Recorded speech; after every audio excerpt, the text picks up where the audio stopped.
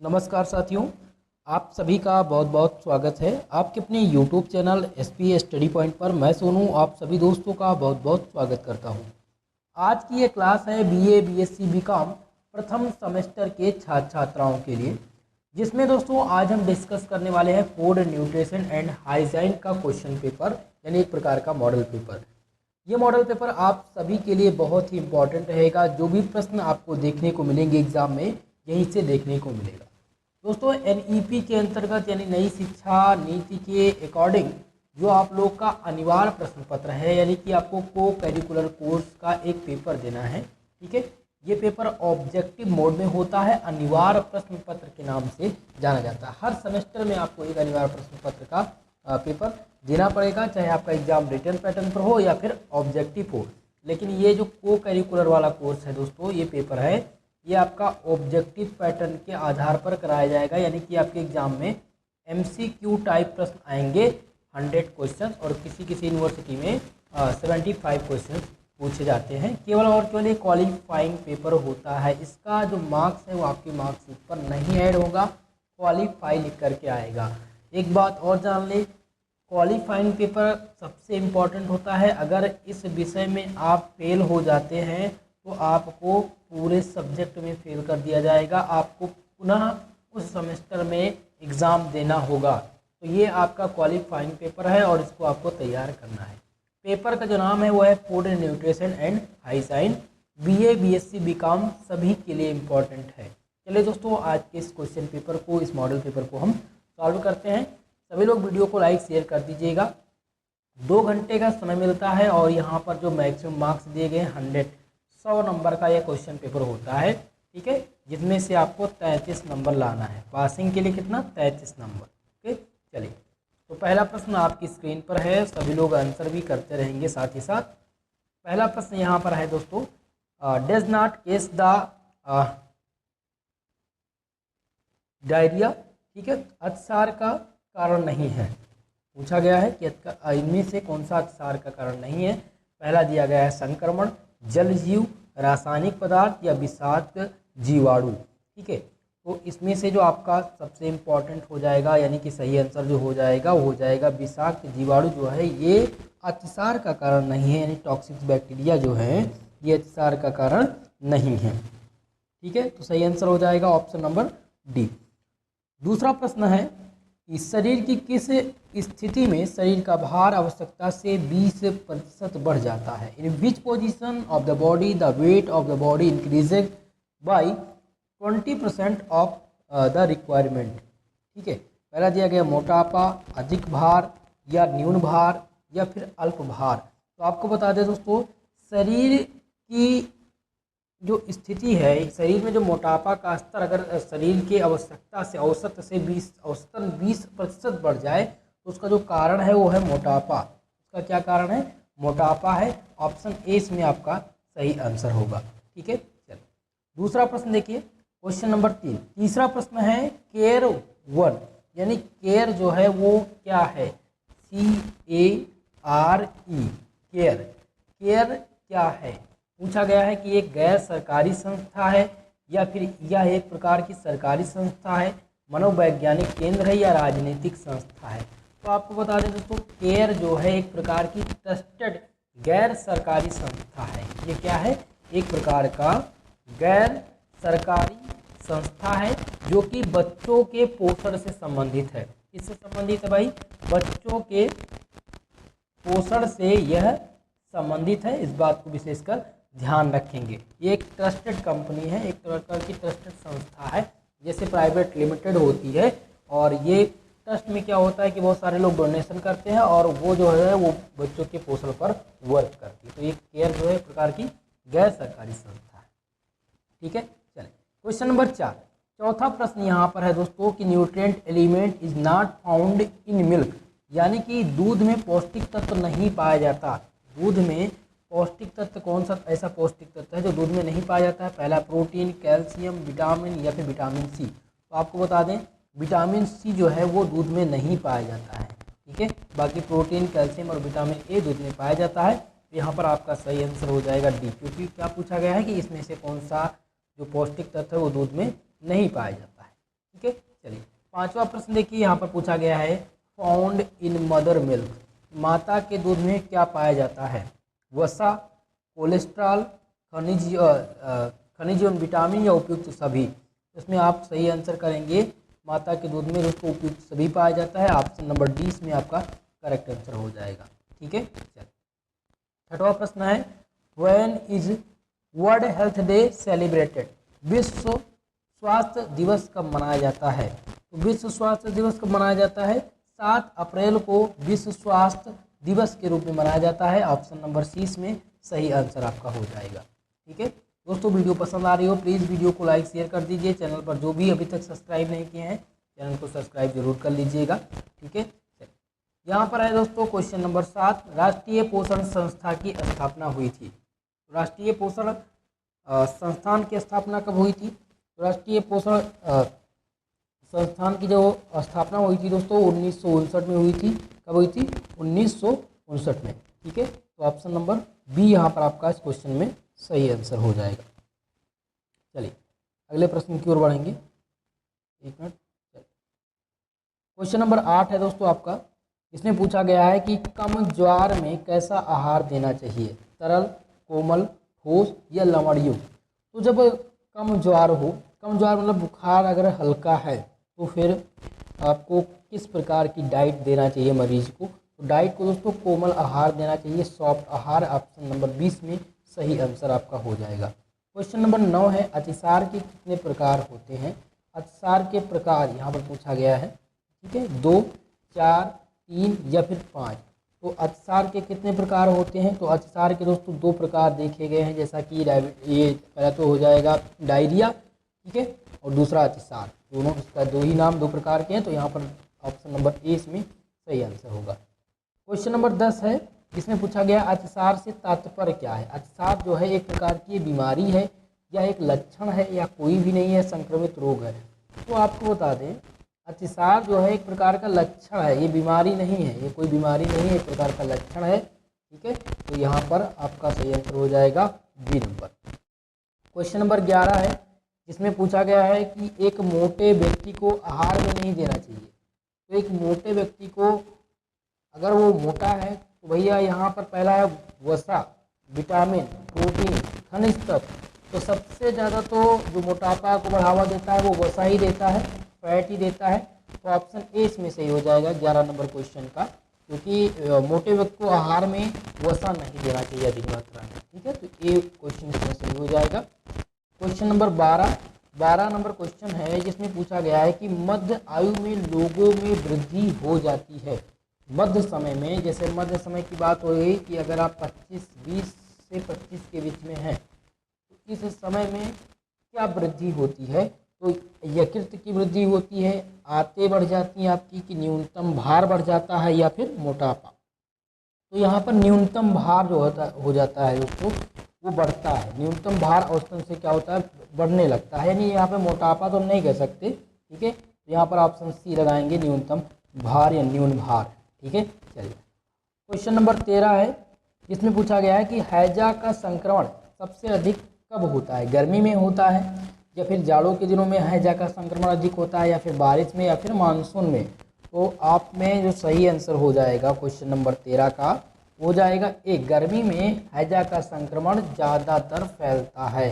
सबसे ज़्यादा समर में क्या होता है कि हैजा अपने जटिल रूप धारण करता है। कब?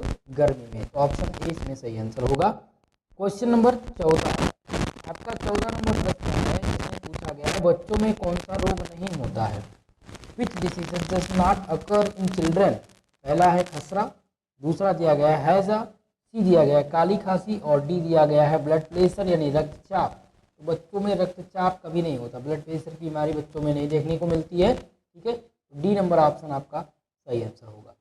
क्वेश्चन नंबर 15 है, जिसमें पूछा गया है कि पोलियो का टीका किस रूप में होता है? तो दोस्तों पोलियो का जो टीका होता है, सबसे पहले तो बात कर लें, पोलियो 2 प्रकार से दिया जाता है। पहला तो है OPV, ठीक है, ओरल पोलियो वैक्सीन इसे कहते हैं, और दूसरा है दोस्तों, दूसरा जो है वो है IPV, जो कि इंजेक्शन के माध्यम से देते हैं। ठीक है, ये 2 प्रकार के हैं। तो तो पोलियो को का टीका पूछा गया है तो किस रूप में, तो ये सुई के रूप में होता है या गोली के रूप में होता है या दवा को पानी में या कैसे भी, तो ये दोनों ऑप्शन यहाँ पर, तीनों ऑप्शन, गोली में भी आपका रंग हो जाएगा, दवा में भी, पानी में, ये तीनों ऑप्शन रॉन्ग हो जाते हैं। तो यहाँ पर सुई आपका सही आंसर हो जाएगा। एग्जैक्ट तो मैं नहीं कह सकता क्योंकि ये तीनों ऑप्शन बहुत ही ढंग से सर्टिफाइड नहीं कर पा रहे हैं इस क्वेश्चन को, तो यहाँ पर ऑप्शन ये लगाएंगे आप, सुई। ओके, चलिए क्वेश्चन नंबर 16 है, जिसमें पूछा गया है हमारे शरीर को पोषित करता है भोजन, भुखमरी, रोग या फिर कीटाणु। तो हमारे शरीर को पोषित क्या करता है, हमारे शरीर को पोषित इनमें से भोजन जो है वो हमारे शरीर को क्या करता है, पोषित करता है, इसलिए आंसर क्या हो जाएगा, ऑप्शन नंबर ए हो जाएगा। क्वेश्चन नंबर 17 है दोस्तों, जिसमें पूछा गया है कि अपोषण की कितनी स्थितियां होती हैं, अपोषण की कितनी स्थितियां होती है, 2, 3, 4 या फिर 10। ठीक है, तो इसमें जो सही आंसर आपका हो जाएगा ऑप्शन नंबर ए, 2। अपोषण की जो स्थितियां होती हैं वो 2 स्थितियां होती हैं। ठीक है, चलिए आगे बढ़ें। 18 नंबर क्वेश्चन है, क्वेश्चन नंबर 18, जिसमें पूछा गया है कि 50 रासायनिक पदार्थ शरीर की आवश्यकताओं के दृष्टिकोण से कितने समूहों में बांट दिए गए हैं। ठीक है, टोटल कितने 50 केमिकल सब्सटेंस हैं जो कि शरीर की आवश्यकता की दृष्टिकोण के हिसाब से कितने समूह में बांट दिए गए हैं। तो ये दोस्तों कितने, माफ़ कीजिएगा, ये कितने समूहों में बांटे गए हैं, तो ये आप बांटे गए हैं 9 समूहों में। कितने समूह में, 9 समूह में बांट दिए गए हैं। ठीक है, तो ऑप्शन नंबर ए इसमें आपका सही आंसर हो जाएगा। चलिए 19 नंबर प्रश्न है, जिसमें है मानव जीवन की प्राथमिक आवश्यकता क्या है। पहला दिया गया है, क्वेश्चन कह रहा है in the primary necessary of humans life. ठीक है, सनलाइट, व्हील्स, टाउन या सुटेबल ऑल। ठीक है, तो सब मानव जीवन की प्राथमिक आवश्यकता क्या है, धूप है, भोजन है, नगर है या उपयुक्त सभी। तो मानव जीवन की प्राथमिक आवश्यकता मेरे हिसाब से तो सनलाइट होनी चाहिए या फिर भोजन होना चाहिए। आप सबके अकॉर्डिंग क्या है, चलिए कमेंट बॉक्स में कमेंट करके बताइएगा इस क्वेश्चन का आंसर। ठीक है, 20 नंबर प्रश्न है, जिसमें पूछा गया पोषण की कितनी अवस्था होती है, पोषण की अवस्था कितनी होती है। तो पोषण की दोस्तों कितनी अवस्था होती है, 5 अवस्था होती है। ऑप्शन डी इसमें आपका सही आंसर होगा। क्वेश्चन नंबर 21 है, जिसमें पूछा गया है कि निम्न में से अपर्याप्त पोषण की कितनी स्थितियां होती हैं, 2, 3, 4 या फिर 5। तो बात करें अगर अपर्याप्त पोषण, तो अपर्याप्त पोषण की जो स्थितियां होती हैं वो 2 स्थितियां होती हैं, इसलिए आंसर क्या हो जाएगा, ए नंबर वाला आपका ऑप्शन सही हो जाएगा। ठीक है, चलिए 22 नंबर प्रश्न है, जिसमें पूछा गया है कि जब पोषण शरीर की आवश्यकताओं के अनुसार गुण एवं मात्रा में अपूर्ण होता है तो वह जो स्थिति होती है वो क्या कहलाती है, अपर्याप्त पोषण कहलाती है, कुपोषण, सुपोषण या अल्प पोषण कहलाती है। तो आपको बता दें, जब बात हो पोषण की, तो जब पोषण शरीर की आवश्यकताओं के अनुसार गुण एवं मात्रा में अपूर्ण होता है तो उस स्थिति को क्या कहते हैं, कुपोषण कहते हैं। ऑप्शन नंबर 20 में आपका सही आंसर हो जाएगा। क्वेश्चन नंबर 23 है, जिसमें पूछा गया है कि भोजन के शारीरिक कार्यों को कितने भागों में विभक्त किया गया है, 1, 2, 3 या फिर 4। जल्दी से बता दीजिए भाई कि कितने भागों में विभक्त किया गया है। तो 3 भागों में, भोजन के शारीरिक कार्यों को 3 भागों में विभक्त किया गया है। ऑप्शन सी इसमें आपका सही आंसर हो जाएगा। क्वेश्चन नंबर 24 है, मरामस रोग होता है, वसा की कमी से होता है, प्रोटीन की कमी से होता है या फिर पूछा गया है कि प्रोटीन की अधिकता से या फिर वसा की अधिकता से। तो इसमें सही आंसर हो जाएगा बी नंबर आपका, प्रोटीन की कमी से मरामस रोग होता है। ऑप्शन नंबर 20 में सही आंसर आपका हो जाएगा। क्वेश्चन नंबर 25 है, जिसमें पूछा गया है दोस्तों 25 नंबर प्रश्न में कि त्वचा जो होती है, त्वचा की झुर्रियाँ युक्त उसका रंग पीला होना, ये किसका लक्षण है, कुपोषण का, अल्प पोषण का या गरिष्ठ भोजन का या कोई नहीं। ठीक है, तो इसमें जो सही आंसर हो जाएगा ए नंबर हो जाएगा। कुपोषण ये दर्शाता है, ये क्या दर्शाता है? कुपोषण का लक्षण, जब त्वचा आपकी झुर्रियाँ युक्त हो जाए, उसका रंग पीला पड़ने लगे और इस प्रकार के जब आपको सिम्टम्स दिखाई दे तो आप ये जान जाएं कि आपको क्या है, कुपोषण की शिकायत है। ऑप्शन ए इसमें आपका सही आंसर होगा। चलिए दोस्तों, वीडियो को लाइक शेयर कर दीजिए भाई, सभी लोग कंजूसी मत करिए प्लीज़, आप सबसे रिक्वेस्ट है, चैनल को सब्सक्राइब जरूर कर लीजिएगा। क्वेश्चन नंबर 26 है, भारत में पोषक तत्व की कमी से सर्वाधिक रूप में पाई जाने वाली बीमारी कौन सी है? यानी कि भारत में जो व्याप्त प्रकार की पोषक तत्व से होने वाली बीमारी है वो कौन सी है? ऊर्जा प्रोटीन कुपोषण, या फिर कैल्शियम की कमी, फास्फोरस की कमी, या फिर विटामिन की कमी। इस क्वेश्चन में जो सही आंसर हो जाएगा वो ऑप्शन नंबर ए हो जाएगा। ऊर्जा प्रोटीन कुपोषण जो है ये भारत में पोषक तत्व की कमी से सर्वाधिक रूप में पाई जाने वाली बीमारी है, तो ऑप्शन नंबर ए इसमें आपका सही आंसर होगा। क्वेश्चन नंबर 27 है, जिसमें पूछा गया है कि ऐसा आहार जिसमें भोजन के सभी आवश्यक घटक सही अनुपात में सम्मिलित हों उसे क्या कहा जाता है? A diet in which all essential components of food are included in the right proportion is called fat diet, balance diet, या फोर्टिफाइड डाइट, या फिर प्रोटीन रिच डाइट। ठीक है, तो इसमें जो सही आंसर आपके हो जाएंगे वो हो जाएंगे ऑप्शन बी, संतुलित आहार, बैलेंस डाइट। ठीक है, क्या हो जाएगा? Balance diet. संतुलित जो आहार है, ऐसा आहार इसमें भोजन के सभी आवश्यक घटक सही अनुपात में सम्मिलित हो। तो संतुलित आहार एक प्रकार का ऐसा आहार है जिसमें भोजन के सभी आवश्यक घटक उपस्थित होते हैं, तो ऑप्शन 20 में आपका सही आंसर हो जाएगा। चलिए आगे बढ़ें, नेक्स्ट क्वेश्चन की तरफ बढ़ते हैं। क्वेश्चन नंबर 28 नंबर प्रश्न है, जिसमें पूछा गया है कि कुपोषण तथा डॉट डॉट दिया गया है, यानी कि दिया गया है कि यहाँ पर फिलअप करना है। ठीक है, कुपोषण तथा चिंता में गहरा संबंध होता है, ऑप्शन नंबर ए इसमें सही आंसर आपका हो जाएगा। क्वेश्चन नंबर 29 है, जिसमें पूछा गया है प्रोटीन की कमी से होने वाला रोग कौन सा है? घेगा, रतौंधी, चर्म रोग, या फिर बेरी। तो दोस्तों, प्रोटीन की कमी से जो होने वाला रोग है वो कौन सा है? चर्म रोग होता है। प्रोटीन की कमी से कौन सा रोग होता है? चर्म रोग होता है, ऑप्शन सी इसमें आपका सही आंसर हो जाएगा। क्वेश्चन नंबर 30 है, जिसमें पूछा गया कि प्रोटीन प्राप्ति के साधन कौन से हैं? सोयाबीन, मूंगफली, सेम। तो इनमें से जो सही आंसर हो जाएगा वो डी ऑप्शन हो जाएगा, क्योंकि प्रोटीन जो होती है वो सोयाबीन में भी अधिक मात्रा में पाई जाती है, मूंगफली में भी पाया जाता है, और सेब में भी पाया जाता है। तो ऑप्शन नंबर डी आपका करेक्ट आंसर होगा। क्वेश्चन नंबर 31 है, जिसमें पूछा गया है कि प्रोटीन नाम सर्वप्रथम किस वैज्ञानिक द्वारा प्रस्तावित किया गया था? तो प्रोटीन का नाम सर्वप्रथम किसने दिया था दोस्तों? तो मोल्डर ने दिया था। प्रोटीन का नाम कब दिया था? तो नोट कर लीजिए, 1840 में सर्वप्रथम मोल्डर ने प्रोटीन नाम प्रस्तावित किया था। ऑप्शन नंबर ए इसमें आपका सही आंसर हो जाएगा। ठीक है, चलिए आगे बढ़ें। क्वेश्चन नंबर 32 है, जिसमें पूछा गया है कि प्रोटीन में लगभग कितने प्रकार के एमिनो एसिड पाए जाते हैं? How many types of amino acid are found in proteins? 4, 6, 8 या फिर 10?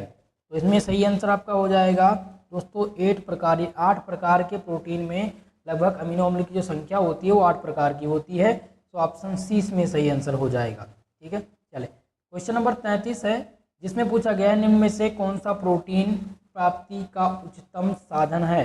प्रोटीन प्राप्ति का which of the following is the best source of protein? यहाँ पर बेस्ट सोर्स पूछा गया है, उच्चतम मांस, मछली, अंडा या उपयुक्त सभी। ज़्यादातर लोगों ने उपयुक्त सभी लगाया है, लेकिन उच्चतम पूछा गया है तो यहाँ पर आप अंडा टिक करेंगे, सबसे अधिक पूछा गया है। ठीक है, तो ऑप्शन सी इसमें सही हो जाएगा, अंडा जो है वो प्रोटीन प्राप्ति का उच्चतम साधन है। चले क्वेश्चन नंबर 34, जिसमें है क्वेश्चन क्या कह रहा है 34 नंबर कि वसा के उपयोग के लिए बहुत जरूरी है, वसा के उपयोग के लिए बहुत ज़रूरी है, it is very important to use fat, protein, carbs, जल या फिर विटामिन। तो इसमें जो सही आंसर आपका होगा वो बी नंबर ऑप्शन होगा, कार्बोज। वसा के लिए सबसे ज़्यादा जो जरूरी है वो कार्बोज है, ऑप्शन 20 में सही आंसर होगा। क्वेश्चन नंबर 35, जिसमें पूछा गया है कि एक जटिल कार्बोज है, इनमें से एक प्रकार का जटिल कार्बोज कौन सा है? सेलुलोज या फिर ग्लाइकोजन, पैक्टिन या फिर स्टार्च? तो एक प्रकार का जो जटिल कार्बोज है, जटिल कार्बोज क्या हो जाएगा, सेलुलोज। सेलुलोज जो है एक प्रकार का जटिल क्या है, कार्बोज है। ऑप्शन ए इसमें आपका करेक्ट आंसर हो जाएगा। क्वेश्चन नंबर 36 है, 36वां प्रश्न। देखिए 36 नंबर प्रश्न में कार्बोहाइड्रेट के कुल कितने प्रकार होते हैं पूछा गया है दोस्तों। कार्बोहाइड्रेट के कुल कितने प्रकार होते हैं, तो कार्बोहाइड्रेट के 2 प्रकार देखने को मिले हैं। ऑप्शन ए इसमें आपका सही आंसर हो जाएगा, 2 टाइप्स ऑफ कार्बोहाइड्रेट्स। ओके, चले 37 नंबर प्रश्न है, पैक्टिन दूध पैक्टिन पाया जाता है दूध में, घी, दाल चावल या पके हुए फलों में। तो पैक्टिन कहाँ पाया जाता है, पैक्टिन जो पाया जाता है दोस्तों, पैक्टिन कहाँ पाया जाता है, पके हुए फल में पैक्टिन पाया जाता है। ऑप्शन नंबर डी इसमें आपका सही आंसर हो जाएगा। ठीक है, चले 38 नंबर क्वेश्चन है, ग्लूकोज है। ग्लूकोज क्या है, ग्लूकोज एक प्रकार का मोनोसैकेराइड है या फिर डाईसैकेराइड है, पॉलीसैकेराइड है, उपरोक्त तो सभी है। जल्दी से बताइए भाई ग्लूकोज क्या है। तो ग्लूकोज आपका क्या है, मोनोसैकेराइड। अगर यहीं सुक्रोज पूछा जाता तो क्या हो जाता, डाईसैकेराइड हो जाता सुक्रोज। अगर यहीं पर फ्रक्टोज पूछा जाता तो फ्रक्टोज क्या है भाई, ये भी आपके डाईसैकेराइड के अंतर्गत आता है। सुक्रोज की बात होती तो सुक्रोज भी आपका डाईसैकेराइड। लैक्टोज क्या है, ये भी आपका डाईसैकेराइड है। ठीक है, मोनोसैकेराइड में ग्लूकोज ग्लूकोज जो आपका है वो आ जाता है। ठीक है, और ग्लाइकोज जो है ये भी आता है आपके मोनोसैकेराइड में। ठीक है, तो ऑप्शन नंबर यहाँ पर कौन सा सही है, ए नंबर ऑप्शन आपका यहाँ पर सही है। ग्लूकोज को ब्लड शुगर के नाम से भी जानते हैं, इसको ध्यान दीजिएगा। ब्लड शुगर के नाम से भी जाना जाता है इसको, और कभी कभी ब्लड शुगर के नाम से पूछ लेता है। ठीक है, ध्यान रखेंगे। चलिए आगे बढ़ें। 39 नंबर क्वेश्चन है जिसमें डायबिटीज रोग पूछा गया। डायबिटीज रोग होता है इंसुलिन की कमी से होता है डायबिटीज़, या फिर कार्बोज की कमी से होता है, या फिर कार्बोज की अधिकता से, या इनमें से कोई नहीं। तो इंसुलिन की जो बीमारी होती है वो डायबिटीज़ की जो बीमारी होती है वो इंसुलिन की कमी के कारण होती है, due to the insulin deficiency. तो ऑप्शन नंबर ए इसमें आपका सही आंसर होगा। ठीक है, क्वेश्चन नंबर 40 है जिसमें पूछा गया है कि दालों में कितने प्रतिशत स्टार्च पाया जाता है। दाल में परसेंटेज पूछा गया है किसका, स्टार्च का, 20%, 40%, 60% या फिर 80%। तो इसमें जो पाया जाता है दोस्तों वो पाया जाता है 40%। ठीक है, दाल में जो स्टार्च की मात्रा होती है वो कितनी प्रतिशत होती है, 40% होती है।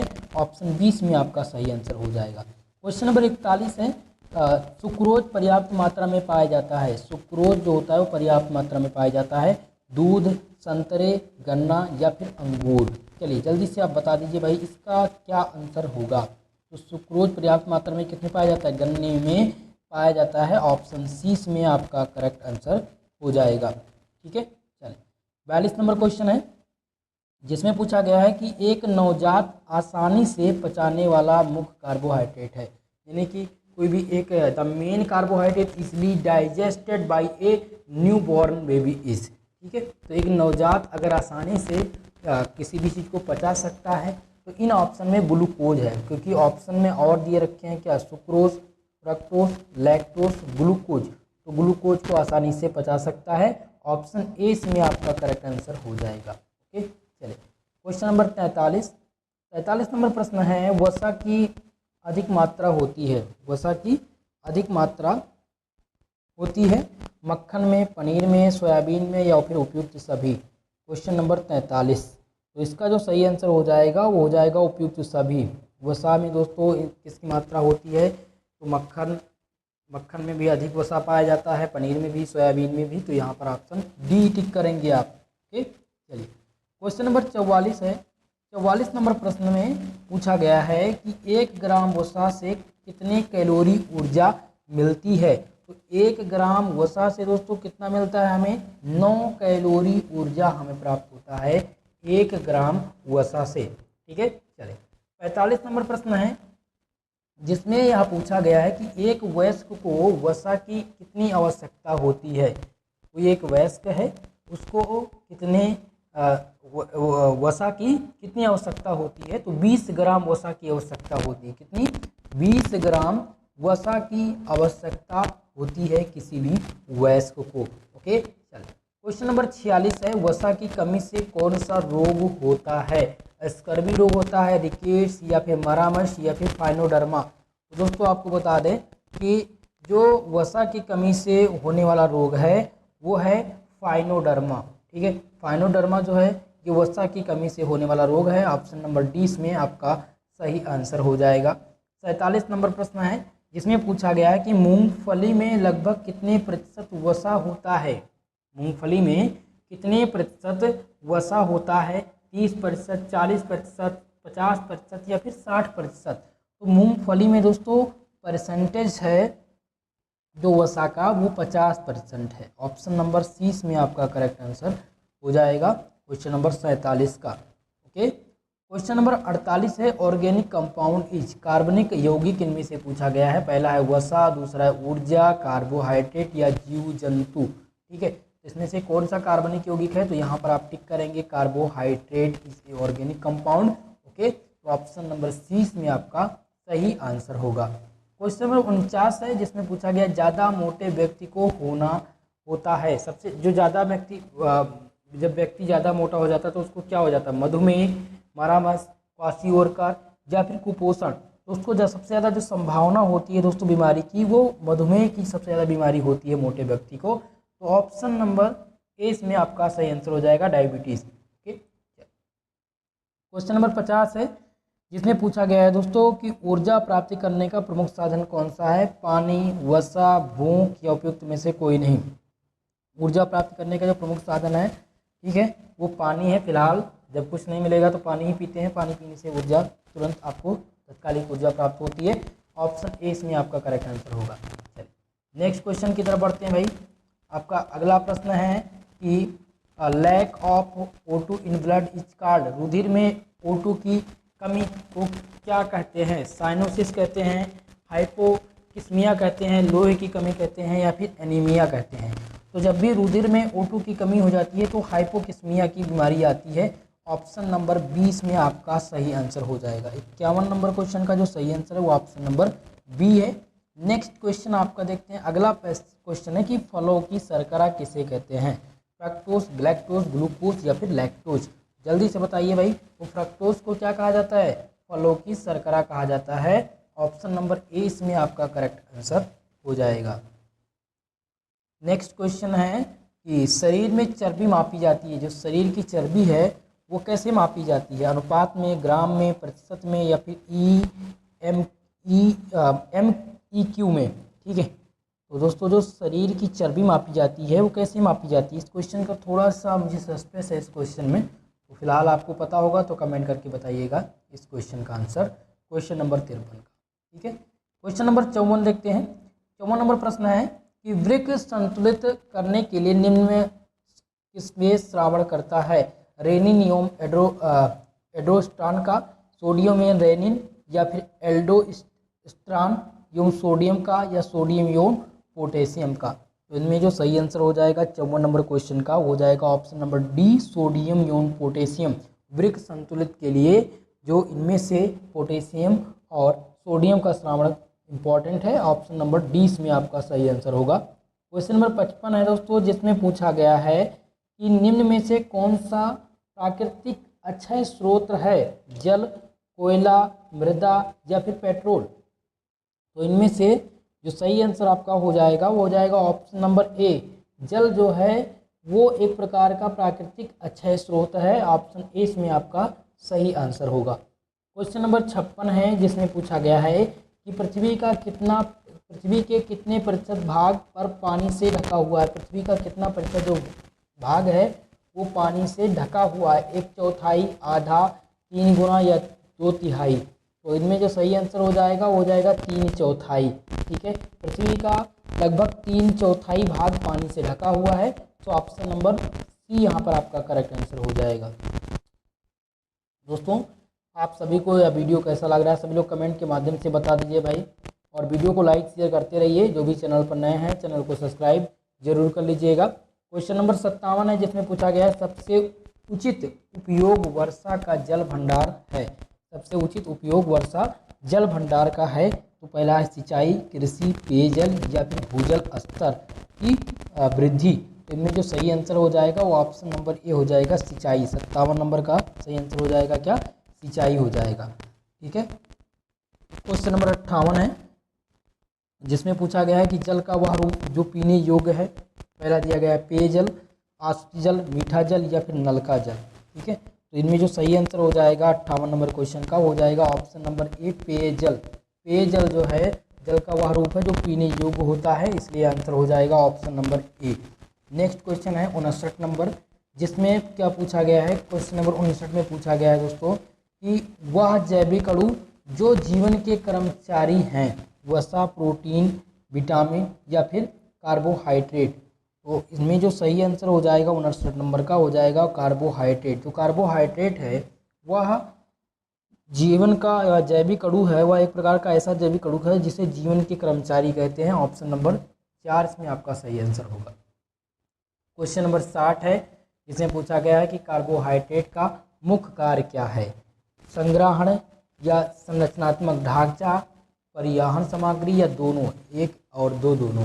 तो कार्बोहाइड्रेट का अगर मुख्य कार्य देखा जाए तो कार्बोहाइड्रेट का जो मुख्य कार्य है दोस्तों वो है एक और दो, यानी कि संग्राहक का काम भी करता है और ये संरचनात्मक कार्य भी करता है। ठीक है, तो पहला और दूसरा ये दोनों ऑप्शन सही, इसलिए ऑप्शन नंबर डी इसमें टिक करेंगे। कार्बोहाइड्रेट का कार्य जो है वो संग्रहण के रूप में भी कार्य करता है और संरचनात्मक ढांचा के रूप में भी ये कार्य करता है। ठीक है, चले क्वेश्चन नंबर 61 है, कार्बोहाइड्रेट का सामान्य सूत्र पूछा गया है। ठीक है, कार्बोहाइड्रेट का क्या पूछा गया है, सामान्य सूत्र कौन सा है। जल्दी से सभी लोग कमेंट के माध्यम से बताइए भाई, कार्बोहाइड्रेट का सामान्य सूत्र क्या है। ठीक है, क्या होता है, CHH2OY होता है।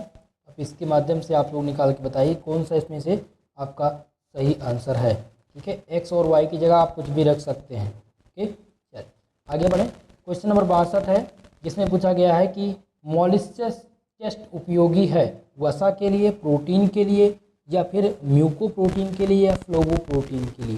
तो जो मॉलिस्चस आपका मॉलिस्चस प्रोटीन है टेस्ट है वो किसके लिए, मॉलिस्चस जो प्रोटीन टेस्ट होता है वो प्रोटीन के लिए होता है। किसके लिए होता है, प्रोटीन के लिए होता है। ऑप्शन नंबर 20 में आपका सही आंसर होगा। क्वेश्चन नंबर 63 है, जिसमें पूछा गया मित्रों, क्या पूछा गया था कि विटामिन B3 का रासायनिक नाम क्या है। विटामिन B3 का रासायनिक नाम, विटामिन B3 का रासायनिक नाम क्या है, जल्दी से बताइए। नियासिन है या साइनोकोबालमिन है या फिर कैरोटीन है या थाइमिन है। तो विटामिन B2 का जो रासायनिक नाम है दोस्तों वो नियासिन है। ऑप्शन नंबर ए में आपका करेक्ट आंसर हो जाएगा। Chemical name of for vitamin B3 तो यहाँ पर हो जाएगा नियासिन। अगला क्वेश्चन देखिए, यहाँ पर पूछा गया है carbohydrate are also known as. Carbohydrate मुख्य रूप से कहलाता है। पहला दिया गया है हाइड्रेट ऑफ कार्बन या फिर कार्बोनेट्स, या ऑप्शन नंबर सी कह रहा है कि ग्लाइकोलिपिड्स, या ऑप्शन नंबर डी दिया गया है फास्फोलिपिड्स या फिर पॉलीसैकेराइड। तो कार्बोहाइड्रेट जो मुख्यतः कहलाता है वो हाइड्रेट्स ऑफ कार्बन कहलाता है। क्या कहलाता है, hydrates are of carbon. Carbohydrate are also known as hydrates of carbon. Okay, option number A इसमें आपका करेक्ट आंसर होगा। नेक्स्ट क्वेश्चन की तरफ बढ़ेंगे। क्वेश्चन नंबर 65 नंबर प्रश्न है, which one of the following is an autotrophs. निम्न में से कौन सा स्वपोषी है, मानव, शैवाल, जंतु या फिर कवक। जल्दी से बताइए आप सभी लोग। तो इसमें से जो शैवाल है दोस्तों वो क्या है, स्वपोषी हैं। एलगी आपका करेक्ट आंसर हो जाएगा 65 नंबर क्वेश्चन का। क्वेश्चन नंबर 66 है, जिसमें पूछा गया है match of the column. Matching दिया गया है और मैचिंग में क्या दिया गया है, यहाँ आप देखिए। पहला है कार्बोहाइड्रेट, दूसरा है प्रोटीन, तीसरा फैट और चौथा मिनरल। तो अगर हम फैट की बात करें, ठीक है, तो फैट कहाँ पर जाएगा भाई, ये ऑयल और बटर। प्रोटीन की अगर बात करें तो प्रोटीन सबसे ज़्यादा किसमें, मीट और अंडे में होता है। तो इसका मिलान इससे हो जाएगा। कार्बोहाइड्रेट की बात करें तो कार्बोहाइड्रेट का आ जाएगा राइस और पटेटो, सबसे ज़्यादा आलू और चावल में पाया जाता है। और मिनरल जो हो जाएगा वो वेजिटेबल्स हो जाएगा, फ्रूट और वेजिटेबल्स। इसके अनुसार कौन सा ऑप्शन सही हो जाएगा, तो पहले का यानी कार्बोहाइड्रेट, पहले का कौन सा सही है भाई, पहले का जो ऑप्शन है वो किसके साथ जाएगा, कार्बोहाइड्रेट का आ जाएगा 4 नंबर के साथ। 2 नंबर यानी प्रोटीन, प्रोटीन का जाएगा 1 नंबर के साथ। तीसरा यानी फैट, फैट जाएगा 2 नंबर के साथ। और मिनरल चौथा जो जाएगा वो 3 नंबर के साथ जाएगा। ठीक है, तो इस प्रकार से आप मिलान यहाँ पर कर सकते हैं। चलिए आगे बढ़ें। इस प्रकार से ऑप्शन सी सही होगा इसमें। 67 नंबर प्रश्न है जिसमें पूछा गया है कि रुधिर वर्णक HB की कमी से होने वाला रोग कौन सा है। मलेरिया होता है, एनीमिया, या फिर रेबीज, या फिर कॉलेरा। तो रुधिर वर्णक HB की जब कमी आती है यानी हीमोग्लोबिन की जब कमी आती है तो कौन सा रोग होता है, जल्दी से सभी लोग बताइए भाई कौन सा रोग होता है। तो इसमें से रोग होता है दोस्तों एनीमिया की कमी हो जाती है। ठीक है, तो ऑप्शन नंबर 2 इसमें आपका करेक्ट आंसर हो जाएगा 67 नंबर क्वेश्चन का। अगला प्रश्न देखिए, पूछा गया है दोस्तों कि किस अंग में HCl अम्ल का स्राव होता है। मुख गुहा, भोजन नली, पेट, या छोटी आंत।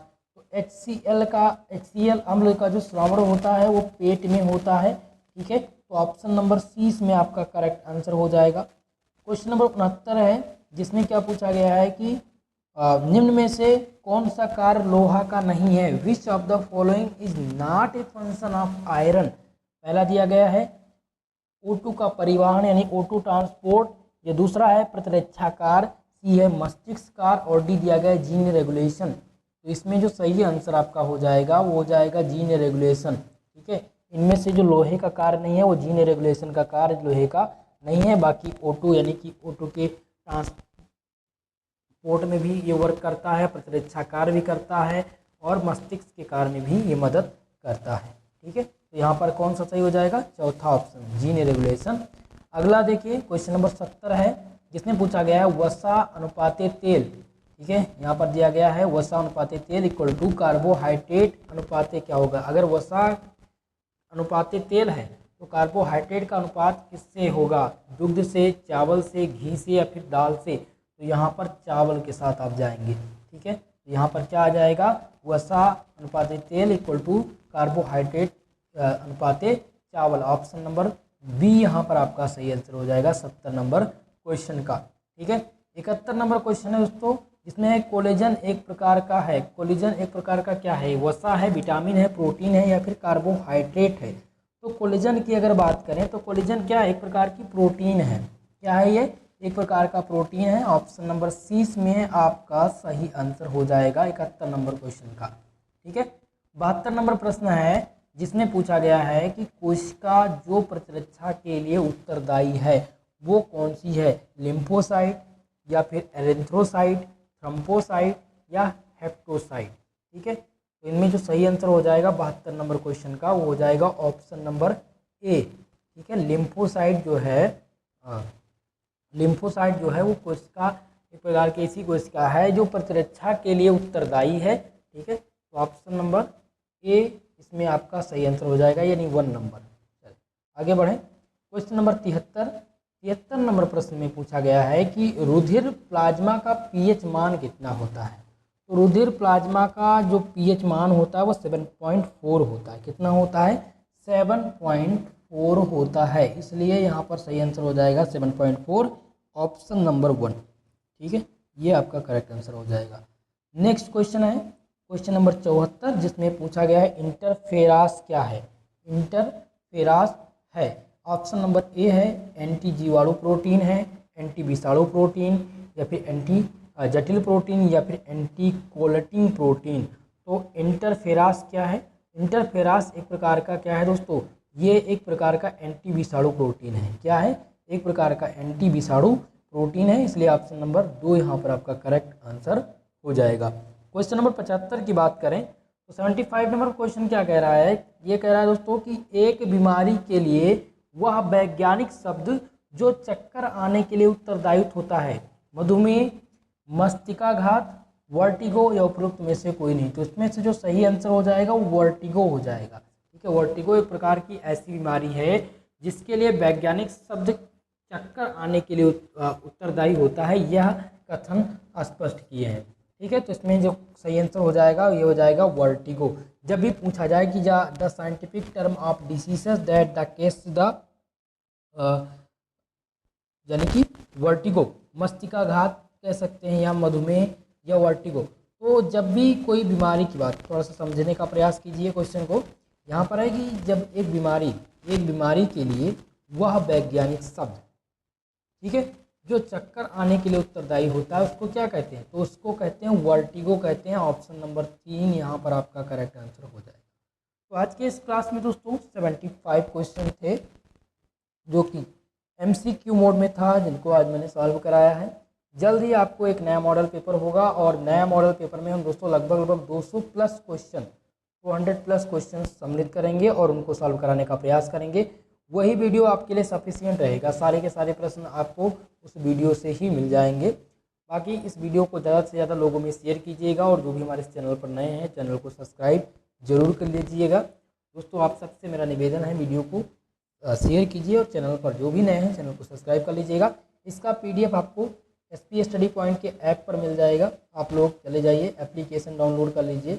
SP स्टडी पॉइंट का एप्लीकेशन प्ले स्टोर पर जाएंगे, आप सर्च करेंगे SP स्टडी पॉइंट, ठीक है, तो आपको मिल जाएगा एप्लीकेशन जहां से आपको इस PDF को प्राप्त कर सकते हैं। ठीक है, आज के लिए दोस्तों बस इतना ही। मिलते हैं नेक्स्ट वीडियो में, तब तक के लिए जय हिंद, जय भारत।